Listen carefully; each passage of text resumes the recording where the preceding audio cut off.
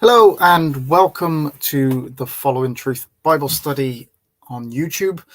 As always, I'm your host, LJ. Thank you very much for joining me today in this study. We're going to be looking at the archaic words in the KJV and in the argument against usage of the KJV because of those archaic words. Obviously, this is part of the study that I've been doing, looking at the KJV and obviously modern versions, textual criticism that we've been looking at, and this is just another one of those videos. So thank you very much for joining. If you're watching this live or if you're watching it on YouTube at a later time, please follow my website, www.followintruth.com, and also press subscribe if you haven't already, because it will keep you up to date with when I go live on YouTube, and it also helps my channel out with the YouTube algorithm. So it's much appreciated if you can do that. Thank you very much. So in this particular study, we're just going to be looking at the archaic language that is in the KJV and that argument against it. So it is an argument that is often used by those that attack the KJV, that it has outdated language that they don't understand today, or the meaning of some of the words have changed since the KJV was published or first published in 1611. And so the KJV is incorrect. Modern versions have simply updated and corrected the language. Now, Matt Slick of carm.org writes on his site. Now, Matt Slick is carm.org is one of the larger websites out there, the apologetics, Christian apologetic websites. Me and Matt used to talk regularly on, we used to more debate than talk on some of the Facebook pages, but he decided after I posed a question to him that he actually blocked me from being able to contact him. I'm more than happy to discuss with Matt if he ever wishes to unblock me. So I'm not citing him purely. I just want to say that purely. I'm not just citing him and somebody else say, well, he has you blocked and he's unable to come back and refute you. More than happy to engage him if he ever wants to discuss with me. That's fine. So he states on his website, and I won't be able to share the screen on that one. The King James Version is a 400-year-old translation.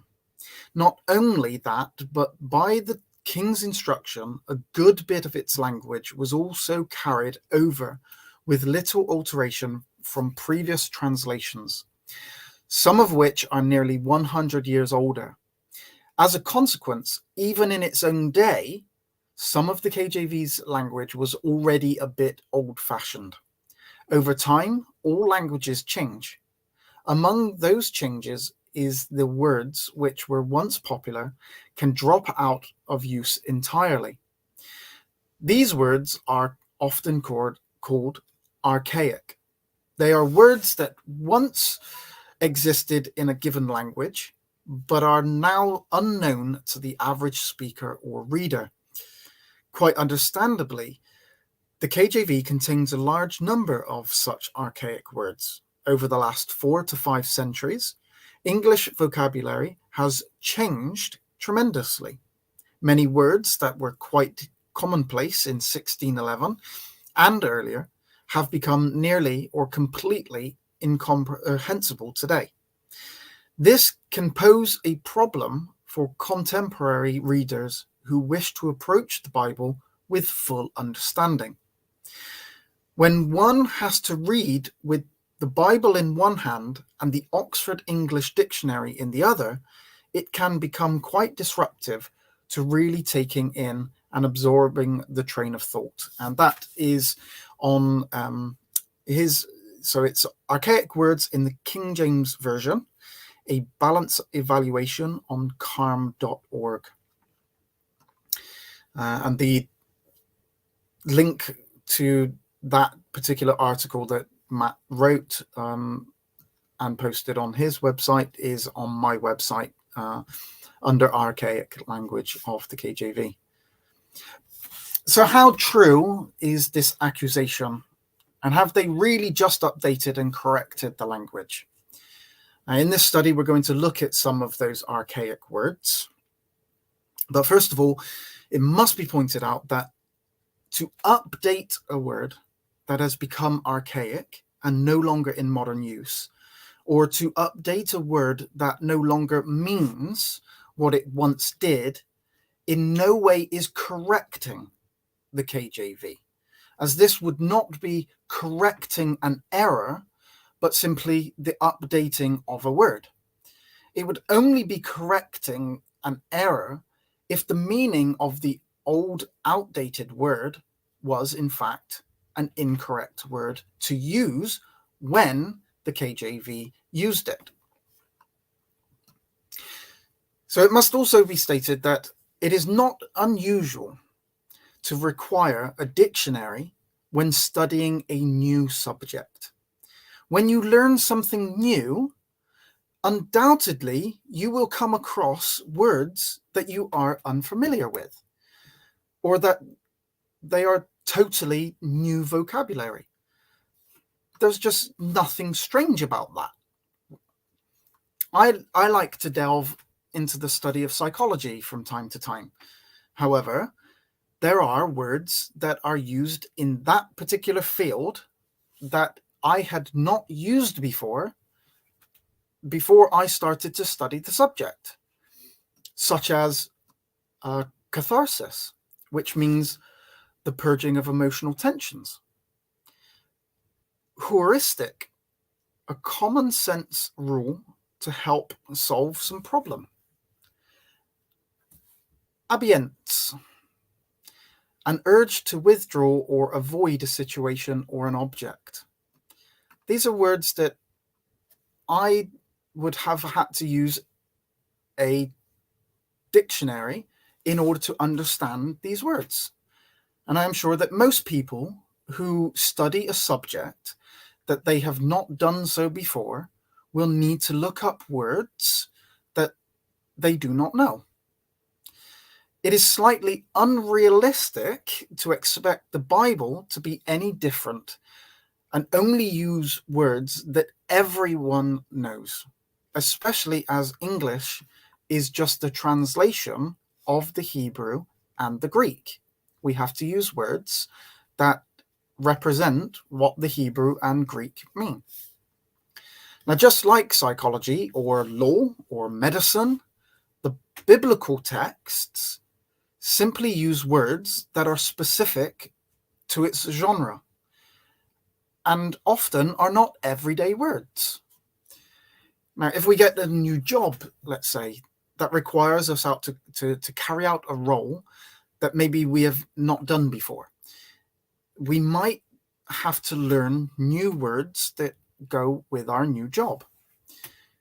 What about scholarly words that are often needed when talking about the Bible, especially for those who themselves, like me, delve a bit into a bit of scholarly work? What's a doxology, a pericope, epistemology, glossolalia, homiletics, Talmud, Tanakh? I could go on. Now, these words are all words that are related to the Bible, but they're not everyday words. Now, okay, they may not be classified as being archaic words, but they're probably words that the common person, a person that hasn't studied in depth in this particular subject, is going to need a dictionary in order to be able to understand them. But obviously, once you've looked in that dictionary, you then know the meaning of that word. So these are all words that I didn't know before I started to study the Bible. All such words that I have had to learn since I started to study. The likelihood is that most people have to learn them, as they are not everyday vocabulary. It's that simple. Have you never needed to use a dictionary when you're reading a book, for instance? I know that many books are written in modern day English, but often we'll use vocabulary that maybe we don't know the meaning of. It's a new word to us. So we have to look up a specific word in that dictionary. But these are modern day words that you would have to look up. It's just the fact that your vocabulary hasn't covered that specific word before. You haven't come across that. So you need to look the word up. And that would happen reading modern day literature. Is there anything really wrong about improving our vocabulary? Is that such a bad notion? Do we really want the Bible translated only using the really most basic words that you learn in kindergarten? Are we not wanting to progress ourselves, to expand our vocabulary? What is actually wrong with expanding our vocabulary? I don't really understand why we would need to use such basic language that we wouldn't need help, a dictionary, in order to understand it. We wouldn't expect that from doing any other kind of study, so why should we expect it from studying the Bible? The Old Testament is written in biblical Hebrew, not modern day Hebrew. Jews used the texts as they were written. They don't use modern day Hebrew of today. They use the archaic biblical Hebrew. The New Testament is written in Koine Greek, not in modern day Greek. But we have Koine Greek. That is what underlies the text of the New Testament. We haven't updated that. Now, Matt Slick himself does give a caveat to the argument against archaic language. And he states, we have to be careful, however, not to exaggerate the problem or present it in an overly simplistic manner. Archaic words are a difficulty, but they are not always a huge problem, as they can at first appear. There are a number of words that are archaic, but whose meaning is nonetheless discernible without outside help. For example, armhole in Jeremiah 38:12 is an archaic word, but it means exactly what it sounds like that it would mean. Holes for your arms, i.e. sleeves. It may not be a term we generally use today, but the meanings of such terms are so obvious that they are hardly worth noting. Now, while I do agree with Matt regarding not over-exaggerating the problem, actually he totally gets the meaning of armhole wrong. Armhole is actually, it means the armpit, not a hole for your arm, as in the sleeve. In Jeremiah 38:12, let's have a look at that. And Ebed-melech, the Ethiopian, said unto Jeremiah, put now these old cast clouts and rotten rags under thine armholes, under the cords. And Jeremiah did so. Put them under your armholes, under your armpits, when to carry. Jeremiah didn't put the rotten rags under his sleeves. The NIV translates it simply as under your arms. So obviously Jeremiah 38:12, they just put these old rags and worn out clothes under your arms to pad the ropes.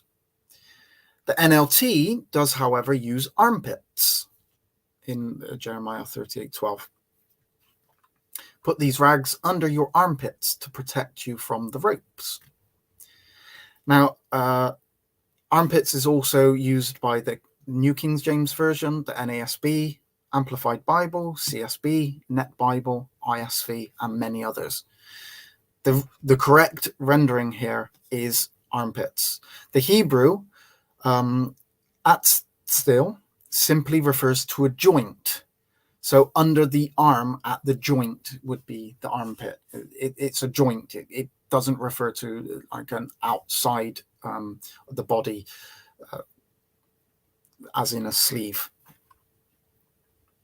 So I do agree with Matt Slick that the argument against the archaic language shouldn't be over exaggerated, which it often is.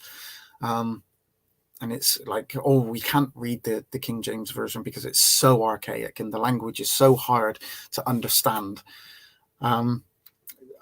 Really, that is an over-exaggeration. But I do disagree with his rendering of Jeremiah 38:12. Now, let's take a look at some of the examples that I have seen cited as evidence for the claim against the KJV. The word trow. Luke 17:9. Doth he thank the servant because he did the things that were commanded him? I trow not. So the question is, what does the word trow mean? It is only used once in the entire KJV, and it's in this verse. And I will be honest, the first time I saw it, I didn't know what the word trow was. I had to use a dictionary to look up the word. Now, you can easily find the meaning of any of the words in the KJV. All you need to do is search Google for, if you don't have an archaic dictionary, or that contains archaic words. Luckily, I have one. But if you don't have one, you can easily search this on the internet at AV, authorized version, basically, av1611.com. And if you go there, that will give you can basically search for any word in the KJV and it will give you a full definition of what it means. So it's really, really easy. So the KJV dictionary definition of trow is to believe, to trust, to think, or suppose. Trow is used in the imperative as a word of inquiry, which means the full trow. Now, as you can see, the word trow means, or at least it meant, to believe, to trust, to think, or suppose. The Greek word is dokio, and it means I think, seem, appear, it seems. The New King James Version uses the word think instead of the word trow. Luke 17:9, does he thank the servant because he did the things that were commanded him? I think not. Trow can mean to think. So the update in the KJV, in the New King James Version here, would be perfectly okay. So I think not. Where in the KJV it has trow, in the New King James Version it has I think not. Perfectly okay update. If you want to use, don't want to use trow, use the word think because that's what it means. So while the word itself may not be used today. When it was used, it was a perfectly correct and accurate translation of the Greek, because the Greek means to think, and tro meant to think. So it was a perfectly good word to use. So it wasn't incorrect. It may be a word that is not in modern day use, but tro was not incorrect. It was a correct word to use at the time. So the New King James Version has not in any way corrected an error in the KJV, but it can be stated that it has updated the language here to make it immediately understandable to the reader, to save them 1 minute or so of time not having to look up the meaning of tro. Now, I mean, what is the point of learning an archaic word? What would be the point in that? We should obviously no longer teach Shakespeare in schools, as this requires learning new words which are no longer in use, which is clearly too much trouble for today's readers. Having said that, I don't think that there is a problem or should be a problem if someone would rather use the word think than tro, as long as the meaning remains the same. Then it would not actually change the text or meaning of the verse. But what about an updated version if they change the meaning of a word? Matthew 24:28. For wheresoever the carcass is, there will be eagles. There will the eagles be gathered together. That's in the KJV. Eagles. In this verse, the KJV uses the words eagles. This isn't even an archaic word. I think that most people would know what eagles are. However, many modern versions change the word to vultures. Matthew 24:28, whereas there is a carcass, there the vultures will gather. And that's in the NIV, the ESV, the NASB, and the Net Bible, to name just a few. The Greek word means eagle. Surprise, surprise. What's more interesting is that all 4 of the named Bibles know that it is an eagle. They literally translate the exact same word as eagles in Revelation 7:4. In Revelation 7:4, the first living creature was a lion, the second was an ox, the third had a face like a man, the fourth was like a flying eagle. NIV.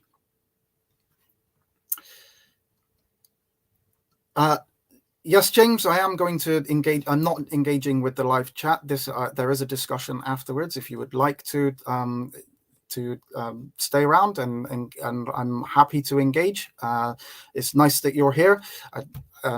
You're one of the people that we have talked many times on Facebook, and you are one of the people that I actually cite quite often.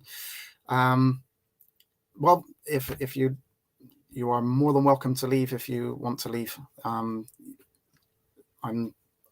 doing a presentation, and I will happily engage after the presentation. So that's in the NIV. The ESV also has eagle as well. So does the other versions that I've already cited. Now, the word is translated as eagle by all 4 versions in Revelation 8:13 and Revelation 12:14 as well. Even more confusing is the verse in Matthew is referring back to a passage in the Old Testament which refers to an eagle in Job 39:27 through 30. Doth the eagle mount up at thy command and make her nest on high?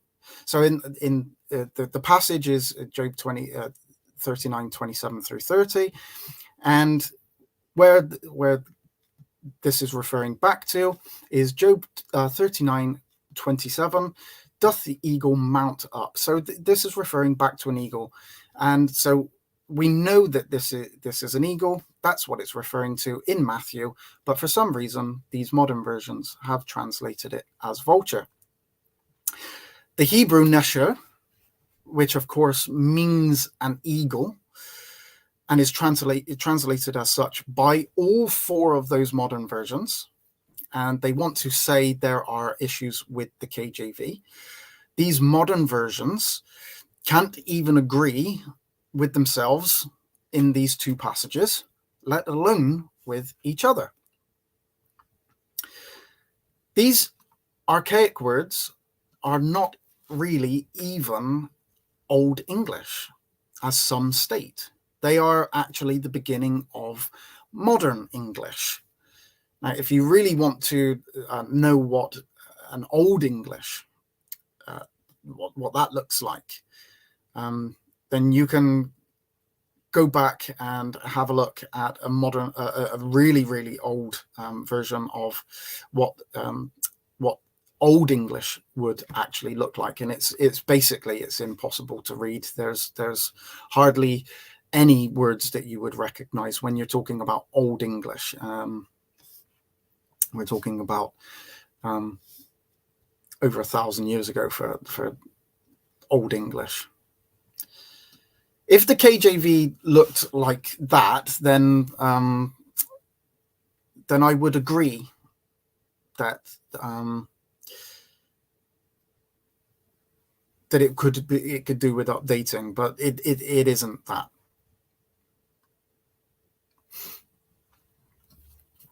Now, as for the four archaic words,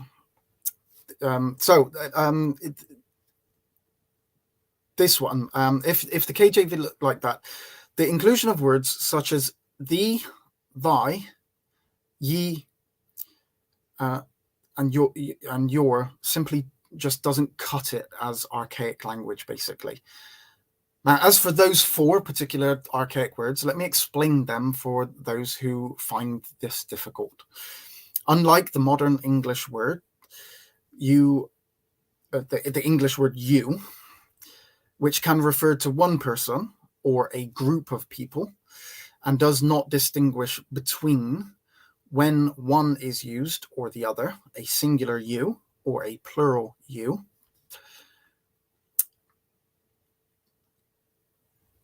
The English does not distinguish between those. Thee and thy are used when referring to a person in the singular, and ye and your are used when referring to more than one person in the plural. Far from being confusing, this actually helps clarify the Hebrew and the Greek, which does use singular and plural. And many modern languages today use singular and plural endings to their words.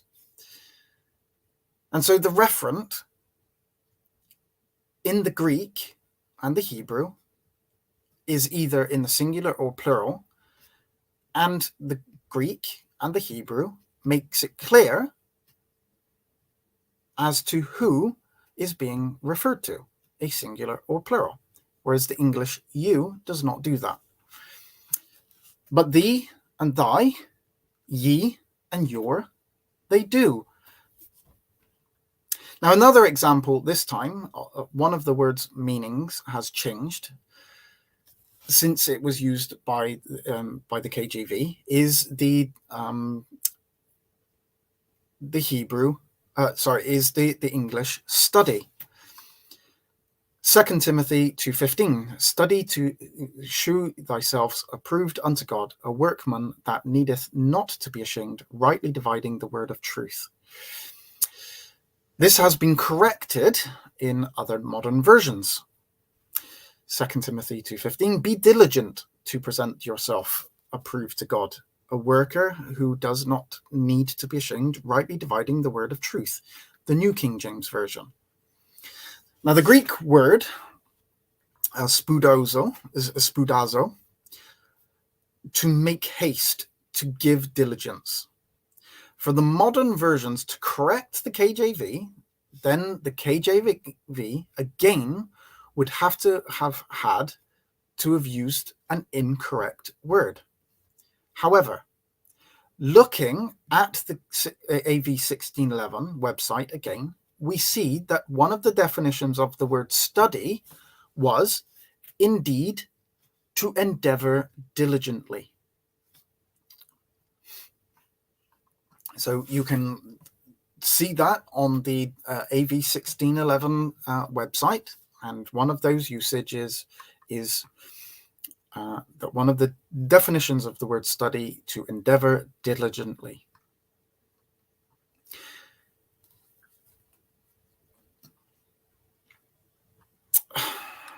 The ESV states to do your best. Now, I'm not really sure that you can argue be diligent and do your best have the exact same meaning. And that's in the ESV, 2 Timothy 2:15, do your best to present yourself to God as one approved, a worker who has no need to be ashamed, rightly handling the word of truth. Now, even today, while the word study has a more usual usage of devote time and attention to gaining knowledge of an academic subject, for example, it can have the meaning investigate and analyze a subject or situation in detail. Maybe it is people's vocabulary that needs updating rather than the words in the KJV.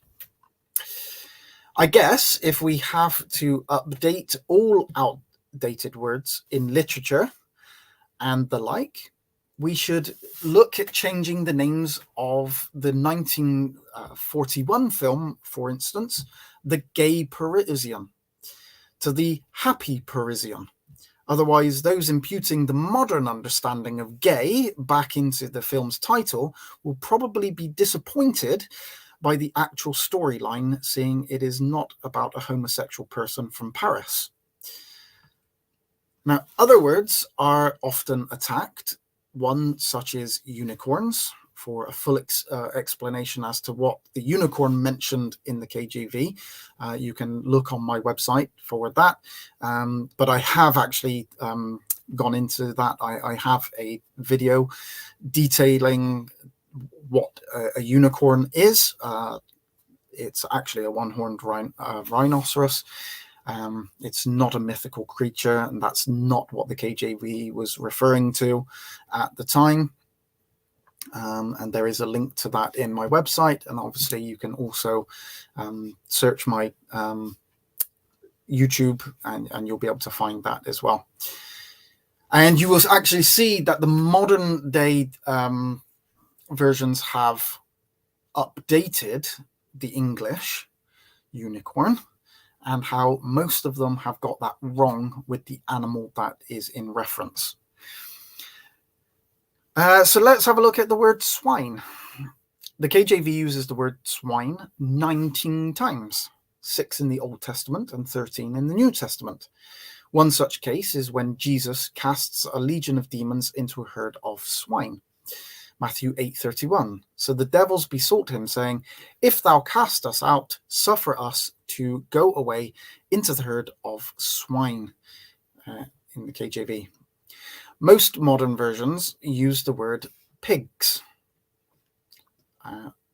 In the NIV, for instance, they use the word pigs there. The demons begged Jesus, "If you drive us out, send us into the herd of pigs." Of course, swine in the KJV is referring to a herd of pigs. It is swine is pig. However, to say that swine is archaic is to simply ignore the fact that most people today would be fully aware of the word swine, and it is still in common usage, and we know of the disease, swine flu. The word is still very much alive and in use today. To say that modern versions have easier language is to ignore the places where they simply do not. Mark 4:37, for example. the KJV has the word storm. And there arose a great storm of wind, and the waves beat into the ship so that it was now full. And that's the KJV. The NIV, however, has the word squall. A furious squall came up, and the waves broke over the boat so that it was nearly swamped. The ESV has windstorm. The NASB has fierce gale of wind.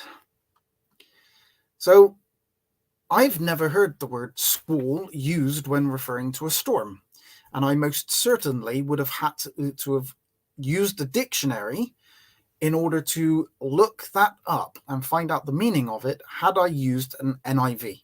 If I was using an NIV in that verse, I would have needed to use a dictionary. The argument that we should not require a dictionary when reading the Word of God really doesn't hold up if you use an NIV.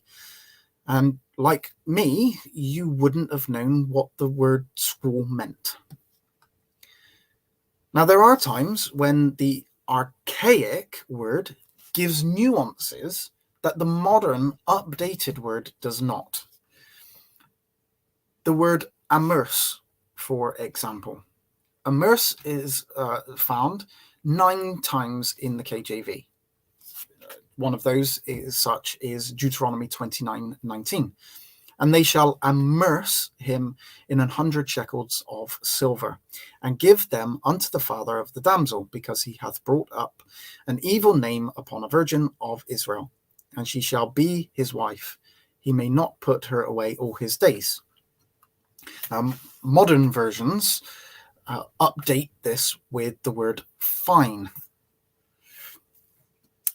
So in Deuteronomy 22:19, they shall fine him 100 shekels of silver and give them to the young woman's father, because this man has given an Israelite virgin a bad name. She shall continue to be his wife. He must not divorce her as long as he lives. Now, this isn't in any way wrong. Fine is what immerse means. It is a fine. But the nuance of the word is not specifically caught in the word fine. While immerse does mean fine, it has a specific meaning of what a fine it is. It is one that is handed out by the court at the court's discretion, at the discretion of the court, of the judge. It is not a fixed fine. The one being fined is at the mercy, the mercy of the court, hoping that the judge will be merciful towards him. So the nuance in immerse is there, whereas it doesn't quite get caught with the word fine. Now, obviously, if you wish to use the word fine instead of immerse, then it is okay. But I think that then there is a possibility that you may lose something in these types of words. Now, the English word besom is often attacked as an archaic language. What is a besom? Isaiah 14:23. I will also make it a possession for a bittern and pools of water, and I will sweep it with the besom of destruction, saith the Lord of hosts. Obviously, that's in the KJV. Well, the NIV uses the word broom instead. Isaiah 14:23. And I will turn her into a place for owls and into swampland. I will sweep her with the broom of destruction, declares the Lord Almighty.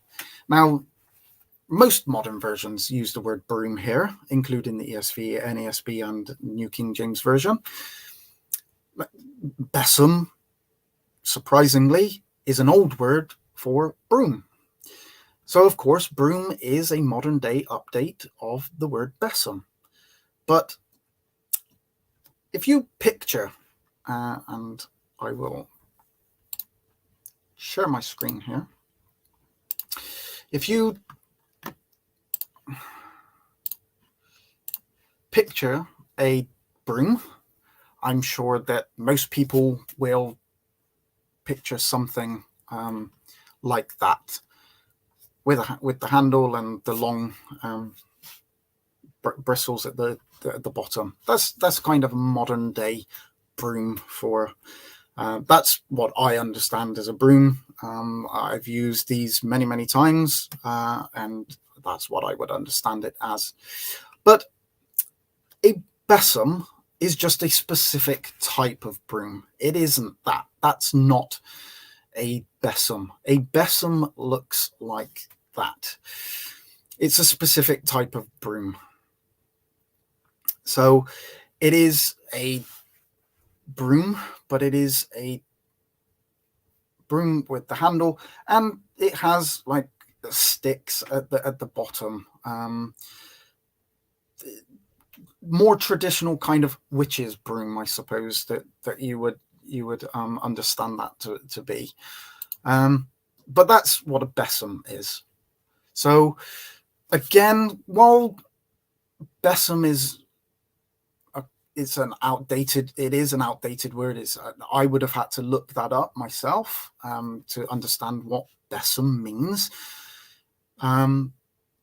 Broom again doesn't quite give the exact meaning of what besom would mean. So even though you use the word broom, you're going to then have to describe and you're going to have to elaborate on what type of broom, because if somebody pictured the top broom, then that would obviously be incorrect. Now, the word is still in the Cambridge Dictionary.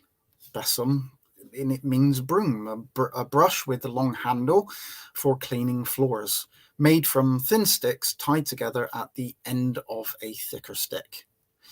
If you read the word broom in your Bible and visualize the first picture, obviously you're going to have that. It's going to be incorrect. That image is going to be incorrect.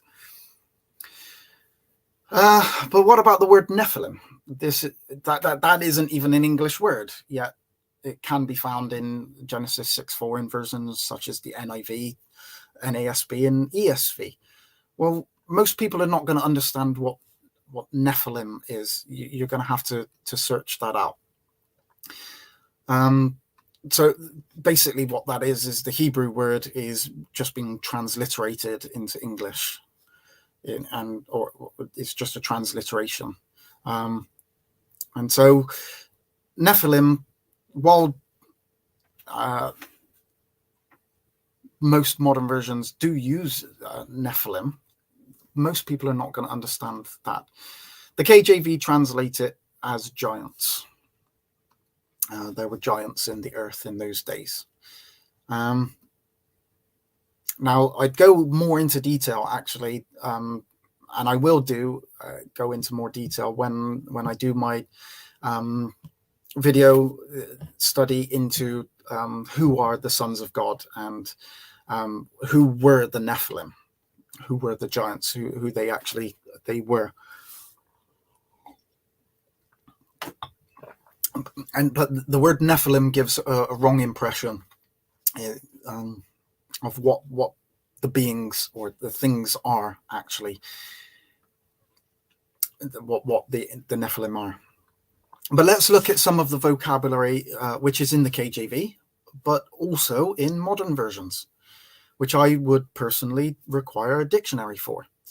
If you know the meaning of these words, then I doubt tro is going to be of too much of a problem for you. Now, all of these words appear in the KJV, but they also appear in the NIV. Belial is a Hebrew word used to characterize the wicked or worthless. And that's actually also in the ESV and the NASB, along with many modern versions. Colonnades, a row of evenly spaced columns supporting a roof. But that's also in the ESV as well. So it's in the NIV and the ESV. Dandled, that's to move something lightly up and down. Dappled, marked with spots or rounded patches in the NIV. libations, a drink poured out as an offering to a deity, parapet, a low protective wall along the edge of a roof, bridge or balcony. Now, again, I would have needed a dictionary because that's not a word that I would have come across before. But all of these I would have required a dictionary for if I would have been using an NIV, because all of these are in the NIV. Wadi, in certain Arabic-speaking countries, a valley, ravine, or channel that is dry except in the rainy season. So if you can't understand any of those words in the KJV, you're not going to fare any better with them using an NIV or any other modern version that actually contains these, such as the ESV. Now, if you check out, there's a link on my website on this page, the Archaic Language in the KJV, where Dr. Lawrence Vance has highlighted many of the archaic words found in the NIV. And like I say, there is a link there.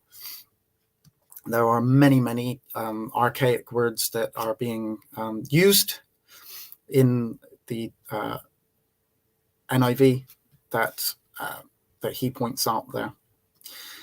In a blog found on Christian Answerman, when referring to the archaic words in the KJV, it states, "It is argued that one can just get a dictionary. They would have to make sure it is one that contains the archaic Old English words. How many people are not going to bother to do that and will just gloss over a passage whether they understand it or not? A lot of people will just do that. The Bible needs to be clear and understandable to the common man, not only to those who wish to make a hobby of studying ancient language, English." And like I say, that's on the KJV only, the King James only controversy on christiananswerman.com. Now, if archaic words are such a problem, as the website asserts and many others claim in their attack on the KJV, why are they not a problem in the NIV? Why are those archaic words, why do they not become a problem in the NIV? Or these modern versions? Why is not the attack also against those? Why don't we hear anybody saying, I won't use that NIV because of all of those archaic words in it? As shown already, just by that small example, and like I say, there are many, many more, the NIV does contain archaic words, or what would be considered archaic words, those words that are used against the KJV. So if they are archaic in the KJV, they're also archaic in the NIV. Now, Will Kinney, in his article on the archaic words, also points to some harder words found in the NIV in comparison to those used in the KJV. There are, and he states on his website. Now, Will Kinney, I've mentioned him many times before, as I have with James Snap Jr. Now, Will Kinney is someone that I cite quite often. We discuss online quite often, and he has a very, very good website that is specific to defending the KJV. He has so it's Brand Plucked is the name of the website, and it is basically just a website that is devoted to the issue of the King James Bible, whereas my website is kind of a bit more broad and dealing with different subjects. He delves a lot more into just the King James Version issue, basically. And he states, there are many cases where the NIV uses harder words than the KJV. Compare the following. The NIV has abasement in Ezra 9:5, whereas the KJV has heaviness. Isaiah 24:23, abashed in the NIV, confounded in the KJV. Ezekiel 40:18, abutted in the NIV. Over against in the KJV. 2 Chronicles 15:14, acclamation in the NIV. Voice in the King James Bible. Isaiah 13:8, aghast in the NIV. Amazed in the King James Bible. Psalm 107:5, ebbed away in the NIV. Fainted in the KJV. And as we've already seen, he has squall as well. And he states that it is funny that he could put together the phrase from the King James Bible, which says, the very sad green giant was hungry. And in the NIV, that same sentence you could make out of the words, the overweening, dejected, verdant Nephilim was famished. So really, the argument against the Archaic Words being in the KJV is perfectly. You can make it against the NIV or many of these other modern versions as well. Now, Christian Answerman further states, on top of that is the fact that the readability of the KJV text is particularly challenging. The KJV is written at a 12th grade level, while the reading level of the average American is at a 7th or an 8th grade level. Now, if he is accurate, then personally, I think this says more about the state of education in America than the KJV itself. I think we should be aiming at increasing reading level in America, not reducing the level of literature. Furthermore, the site states, KJV onlyists argue that the Holy Ghost will reveal the meaning of words and phrases. I've never heard anyone make that claim. I've not heard a KJV onlyist, nor have I read that on a KJV advocate website that states that the Holy Ghost will reveal the meaning of these words to us. No citation is presented as to anyone that actually makes that claim. And it is, of course, possible some may make that argument, but it certainly isn't a general KJV onlyist argument. On the website, www.tentmaker.org, on a blog regarding the archaic language of the KJV, it states, why must one use an Old English dictionary just to understand God's message to man? And that's Archaic Language of the King James Version, tentmaker.org. Now, this question has already well and truly been dealt with. After asking the question, the site then lists 436 archaic words. The first of those words is adamant, and it is found just twice in the KJV, once in Ezekiel 3:9 and again in Zechariah 7:12. Now, the KJV is not the only translation to use this word. The New King James Version, the ASV, the Literal Standard, and Young's Literal, plus others, all use adamant. So just taking the first word, the argument, can then be used against many of these modern versions. The NASB has emery, because that's a much easier word to understand, much more well known. I think not. And in Zechariah 7:12, the New King James Version now uses flint, whereas it used adamant in the other verse. And the NASB has diamond. So now I want to turn specifically to the New King James Version. After all, that version is meant to be the same as the King James Version, just easier to understand. a more modern, updated version of the King James Version, the New King James Version. I'm going to go back to the list of the 436 words in the KJV as listed by tentmaker.org. And I will show now all the words from those 436 of those archaic words that are found in the New King James Version. And you will see there is adamant, alamoth, almug, aloes, balances, behemoth, becca, bray, buckler, byword, calamus. And I could go on and on and on and on, because there are a total of 171 archaic words in the New King James Version that are part of this 436 archaic words in the King James Version.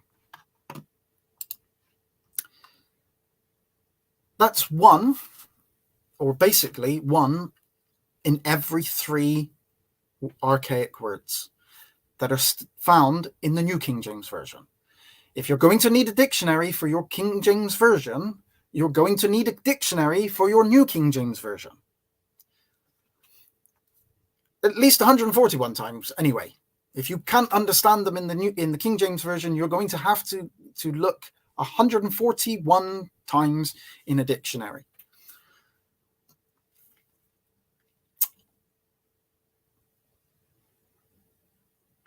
Now, what I need to also, some of those, which I will go back and I will show, are actually, I mean, you have to question the study ability of the person that put this together. If you don't understand the words exorcist, even cumin, this is just a spice, or cumin, whatever, it's cumin. But there are Milcom, it's a name of a god. Orion's belt. Do we not know what Orion is? It's the name of a star constellation. It's not archaic. It's just the name of a star constellation. Pleiades. It's a star constellation.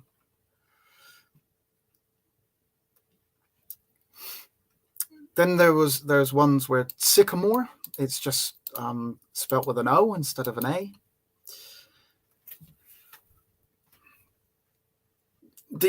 Some of these words, and there are names in there as well that he's included in the 436 words. They're literal names. They're Hebrew names. And so I haven't actually included those in there, but those would be added. So there's actually more than 141. But let's see some examples where the New King James Version uses words that, again, are more difficult than what the KJV uses. So in Genesis 35:4, the KJV has the word oak. The New King James Version has terebinth tree. Deuteronomy 28:50, the KJV has the word old. In the New King James Version, there's the word elderly. In Ruth 4:5, we have raise up in the King James Version, perpetuate in the New King James Version. Isaiah 28:1. And 4 is the word fat in the King James Version. In the New King James Version, we have verdant. Daniel 6:2, princes. In the KJV, in the New King James Version, satraps. Matthew 21:15, displeased in the King James Version. Indignant in the New King James Version. Titus 1:6, unruly. Insubordination in the New King James Version. Now, this list, that list is not to be considered any way full and concise. It's just purely to demonstrate the point that there are times when the New King James Version utilizes words that are more difficult than the King James Version, even though they may be modern. Whereas some of these, maybe you might still need a dictionary in order to understand what these more elaborate modern day words might mean. If you need a dictionary in order to learn the modern vocabulary, the argument is regarding the dictionary is basically just evaporated. Basically, every single version of the Bible, regardless of how modern they are, uses words that would be considered archaic. Those that attack the KJV using the archaic language argument have simply singled out the KJV, despite the fact that modern versions also include and use these archaic words and language. Now, this is either done ignorantly by those that are unaware of the fact through a proper study, or because they have deliberately ignored this fact so as to be able to continue to make the argument against the KJV, which is just hypocritical and disingenuous. It really is a weak argument to say that the King James Version uses words that we might need to look up the meaning of. Now, some of the words found in the King James Version may be considered archaic. However, they most certainly are not in error. Okay, so that's basically the hour. I've talked for just over an hour. I've presented basically this is obviously a condensed argumentation of the usage of the archaic language in the King James Version. There are we could elaborate even more, but I think that the point is basically shown that the argument that against the KJV. Now there are many arguments against the KJV, but the argument that the KJV uses archaic language is kind of, it doesn't work. It doesn't work for many different reasons, as I've outlined, and that's fine. It's fine if you want, if you use the modern versions, and you're unable to, or you don't wish to use a KJV. That's completely up to you. And if the KJV, there are, I agree that, you know, it has the TH is at the end of some words, and it isn't written in modern day English, and it's not, obviously it couldn't be because it was when it was translated. But the fact is that it's written in a specific genre. It's the biblical language, and to just weaken that down to really basic language, I think is not really needed. And if you can't understand the KJV, that's fine. Use a different version if that's what you want to do. But if you're going to attack the KJV, at least make the attacks against the KJV accurate, and making the argument against the language used, I don't think is an honest and accurate argumentation against why we shouldn't use the KJV. And obviously I've just spent an hour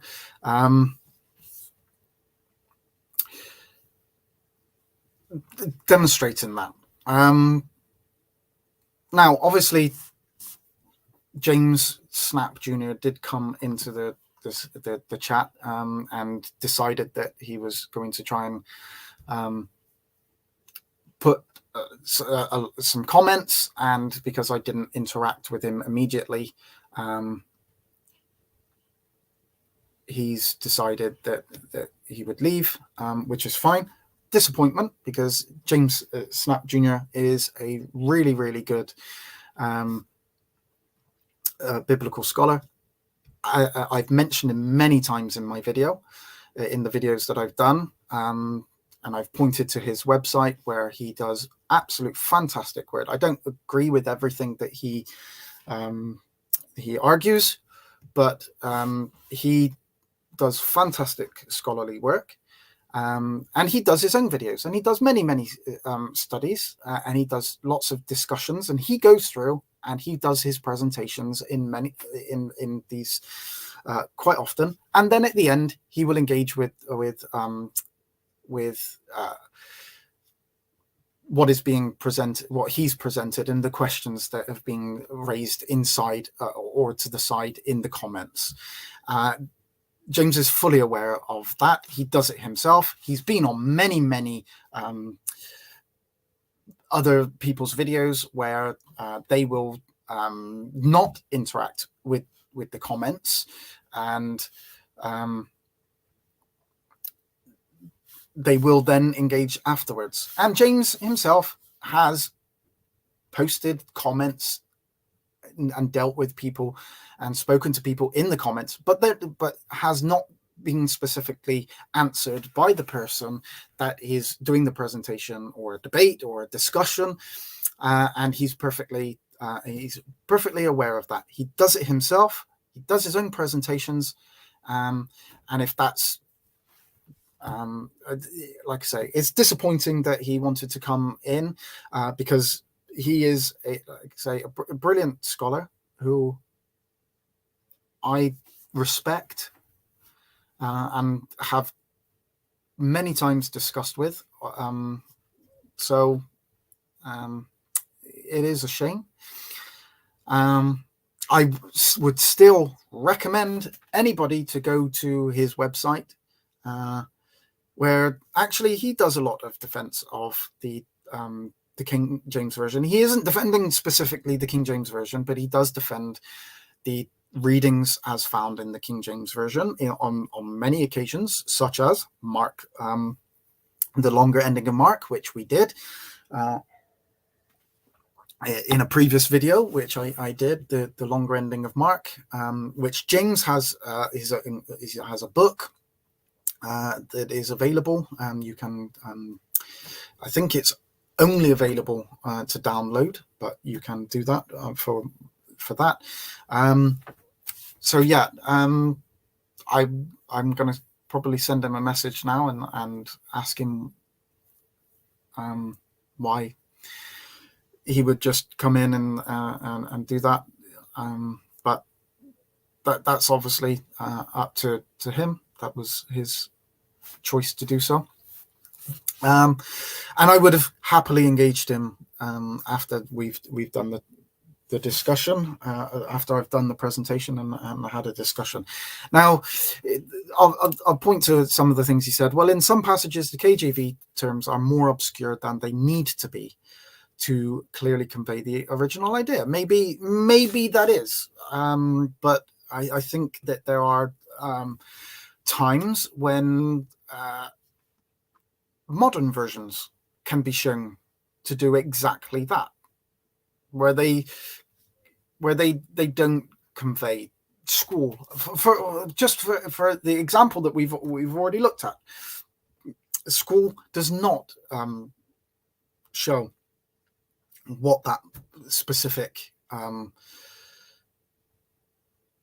what is being in reference there is a storm. It's not specific. While broom, while that does accurately portray what is in reference, a broom, it doesn't give the specific type of broom. The word broom doesn't allow for that. So the terms you've listed are basically what is called jargon. Now, I don't know which terms he's specifically decided are called jargon there. But, okay, as I've stated, these words are in modern versions. They're in the KJV, but you can also find them in the vast majority of these modern versions. And so, is the speaker going to engage with the live chat? No, James, I wasn't going to engage directly. At that specific moment in time, I was doing a presentation, and you are fully aware of people doing presentations, and you do presentations on your own channel, and so and you engage with other people in the chat while other people are presenting on their channels as well. So yes, the answer is no. At the time that you decided to come in, which was 22 minutes into the discussion, I wasn't engaging, but if you would have stuck around, I would have engaged you. Okay, I am going to call it a day there. I think that in this video I've presented everything that I wanted to present. Thank you very much for all of those that did watch, that came in and out. Whether James came in and out, I'm not too sure, or whether he just decided to leave 3 minutes after he entered. But for those that have watched and will watch this video, thank you very much. Again, please subscribe, because it really does help out my my channel. It does mean a lot to me that people come on and watch, and I say that in every video, because I am very grateful for every single person that watches what I present, and the people that go onto my website and view my articles on there. It's still progressing, it's still going up every day. Still getting more and more people onto the website, which is obviously for me is a good thing to see that progression. I am still trying to obviously write more articles, but I'm also doing these videos now, and I'm also very busy with work, but I'm also trying to write my books, which I've got a couple on the go, which I'm trying to do, so that I have a lot that I'm trying to do. So the writings are a bit slower than what I used to do, but they are going up every now and again, and I do appreciate every single person that goes onto my website, watches one of my videos, sends me an email, and I do appreciate it. Thank you very much. And I will see you again on my next study, hopefully within the next few days. Thank you very much.